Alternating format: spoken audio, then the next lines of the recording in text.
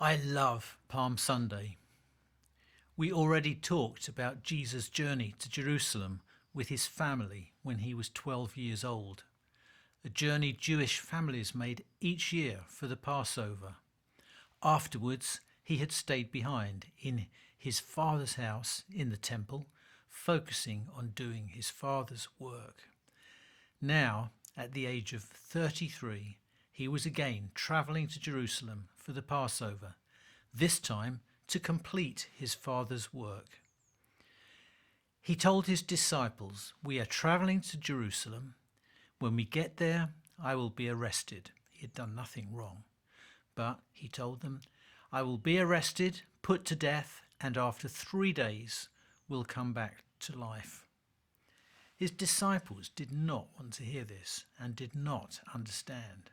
But Jesus knew exactly what was ahead. As they got near to Jerusalem, they came to a village. Jesus said to them, "Go into the village ahead. You will find a donkey and her colt. Untie them and bring them to me.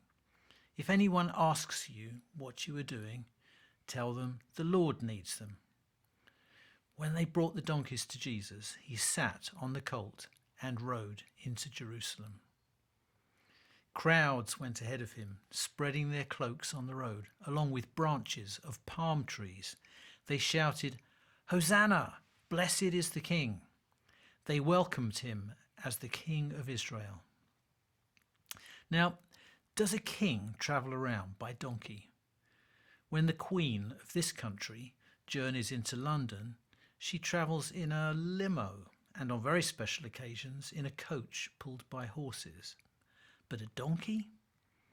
Hundreds of years before, a prophet named Zechariah had written, "Shout for joy, Jerusalem, your king is coming to save, riding humbly on a donkey." He was coming not as a king in royal splendor and glory, but as a humble servant. He arrived in Jerusalem not riding on a royal horse or in a royal chariot, but on a humble donkey. He was coming to serve. As he rode into Jerusalem, even though the crowd was welcoming him as the king, he knew he was coming to be our servant, to do his Father's work. He knew what was ahead. Here's a song which tells the story. The second verse of the song looks to the future, when Jesus will return, not as a servant, but as the great King of Kings, not on a humble donkey, but in the glory of the clouds of heaven.